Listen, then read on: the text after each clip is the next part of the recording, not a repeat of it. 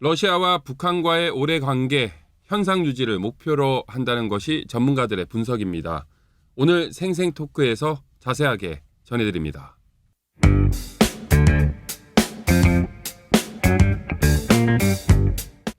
미국의 수도 워싱턴에서 전해드리고 있는 RFA 자유아시아 방송의 생생토크입니다. 2020년 새해 들어서 북한을 둘러싼 동북아시아의 정세들 살펴보고 있습니다. 오늘 생생토크 러시아와 북한 관계 진단해 보겠습니다. 한덕인 기자와 얘기 나눠봅니다. 한 기자 안녕하십니까? 안녕하십니까? 네. 러시아와 북한과의 관계 전문가들은 어떻게 전망하고 있습니까? 대체로 북러 관계가 2020년에 두각을 드러낼 거라고 주장한 전문가들은 많지 않았습니다. 이제 러시아 입장에서는 북한으로부터 얻어낼 수 있는 게 많지 않다는 점 때문에 이제 러시아가 무리해서 이제 북한을 돕거나 하지 않을 거라는 건데요. 이제 극동 지역에서 러시아의 입지를 유지하면서 이제 미국을 견제하려는 이유로 이제 러시아가 중간에 미국 대화에 개입할 수도 있겠지만 우선은 현상 유지에 집중할 가능성이 더 크다고 보는 시선이 많습니다. 아시다시피 북핵은 러시아보다 이제 미국에 더 위협이 되는 사안이니까요. 네. 미국이 북한과의 대화 그 주제 자체가 이제 핵 문제인데 예. 러시아는 핵 문제는 당장 우리 당면 과제는 아니다. 그렇기 때문에 북한과 더 가까워질 필요도 없고 또 그렇다고 북한과 사이가 더 멀어질 필요도 없는 한 요 정도 현상 유지가 2020년에 러시아 쪽에서 본 이 북한과의 관계의 목표가 될 것이다라는 것이 전문가들 분석 같은데요. 그래도 러시아, 북한 오랜만에 정상들이 만났죠. 지난해 4월 김정은 북한 국무위원장이 집권 이후 처음으로 푸틴 대통령 만났지 않습니까? 네, 김정은 위원장 집권 이후 처음으로 이제 푸틴 대통령과 회담을 가진 건데요. 네. 이제 김 위원장 집권 이후로는 처음이고 이제 북한과 러시아 사이에선 이제 8년 만에 이뤄진 만남이었습니다. 이제 당시 푸틴 대통령은 이제 국제사회가 북한에 체제 보장을 제공할 수 있어야 한다고 주장했고 또 이제 육자 회담을 개최할 의지가 있다는 점을 이제 밝히기도 했었는데요. 이제 일부는 이 회담에 의미를 두지만 이 회담이 실제로는 큰 의미를 지니진 않았다는 시선도 없지 않고요. 이제 특히 이제 국제사회에 이제 자신의 입지를 드러내기 좋아하는 푸틴이 그런 성향이 이렇게 많이 드러났던 회담이라는 평가도 없지 않았고요. 이제 또 당시 이제 인상적이었던 장면은 네.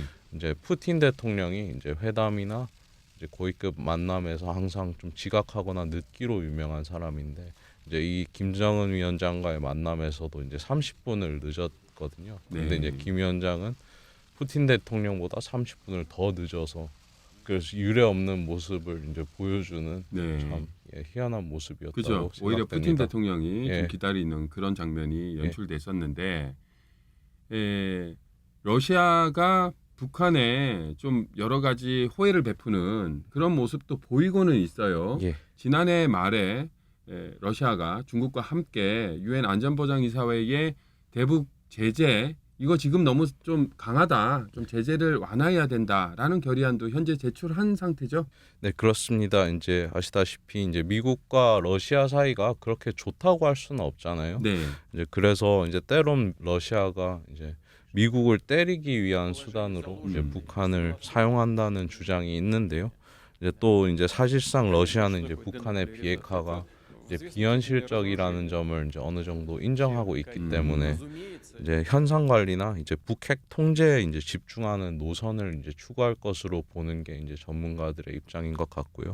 이제 또 제재 완화를 통해서 이제 북한이 핵 동결이나 핵 군축하도록 이제 이끌 수 있다는 측면에 이제 더 무게를 두고 이제 앞으로 나갈 것으로 이제 생각됩니다. 자, 두 나라의 관계를 볼 때요. 제일 처음으로 우리 꼽을 수 있는 게 둘 간의 거래가 얼마나 많았었나. 네. 무역 거래 아니겠습니까? 네. 지난해는 어땠나요? 예, 지난해는 우선 이제 러시아와 북한 사이에서는 증가했다고 할 수 있는데요. 이제 2019년 4월 11일에 이제 러시아 극동개발부는 이제 러시아 극동과 북한과의 교역이 약 70%까지 증가했다고 밝혔습니다. 네. 또 이제 지난 9월 이제 자유아시아 방송이 분석한 러시아 연방 관세청 자료에 따르면 이제 지난해 1월부터 6월까지 이제 상반기 동안 수출입을 합한 이제 총 교역 규모는 이제 2,816만 달러로 이제 전년에 비해서 이제 156% 증가했고요. 하지만 이제 러시아와 이제 북한 사이에 교역이 증가했다고 해도 이제 예전부터 러시아와 북한의 교역의 규모는 그리 크지 않았었고 이제 네. 중국에 비교해서는 이제 현저히 낮은 편인데요. 네.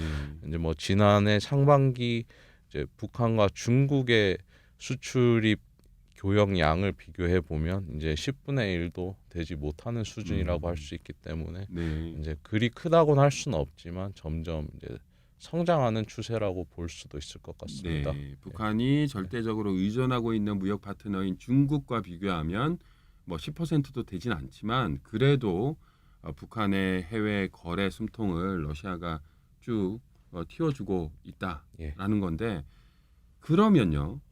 이게 지난해보다도 1년 만에 또 많이 늘었단 말이에요. 예. 무역 거래 말고도 좀 물밑으로 러시아가 북한을 좀 더 많이 지원할 수도 있지 않을까요?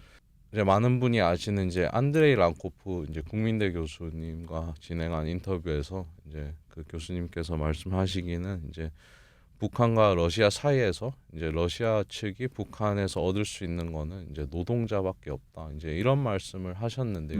근데 사실상 이제 2017년에 이제 유엔 대북 제재 결의가 이제 실행되고 나서는 이제 또 지난해 12월 22일까지 이제 모든 해외 노동자들을 송환해야 됐었고 이제 그 중에서 이제 러시아가 실제로 유엔 회원국 중에 가장 많은 수의 북한 노동자들을 이제 송환시켰거든요.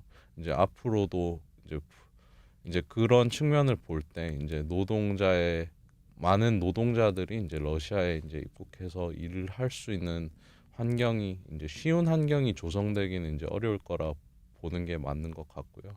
하지만 이제 인도 지원의 측면에서 보면 이제 지난해 이제 한국, 이제 스위스, 이제 러시아 이 딱 세 나라가 이제 북한에 이제 지원을 가장 많이 한 나라로 이제 알려져 있는데요. 이제 러시아는 당시에 이제 400만 달러 규모의 대북 지원을 이제 했고, 이제 한국은 450만 달러, 이제 스위스는 이제 600만 달러 정도 수준이었는데, 그렇게 뭐 최고 많은 수준은 아니라도 이제 그런 식으로 뒤에서 이제 물밑 지원을 이제 국제사회를 통한 물밑 지원을 이어갈 가능성은 이제 있다고 봅니다. 네, 알겠습니다. 자, 오늘은 북한과 러시아 2020년의 관계 지난해보다 좀 더 나아질 것인지 나빠질 것인지 한덕인 기자와 점검해 봤습니다. 러시아가 바라는 것은 더 나빠지지도 더 좋아지지도 않는 요 정도 현상 유지라는 것이 이 전문가들의 분석이라는군요. 한덕인 기자 수고 많으셨습니다. 네, 감사합니다. 네.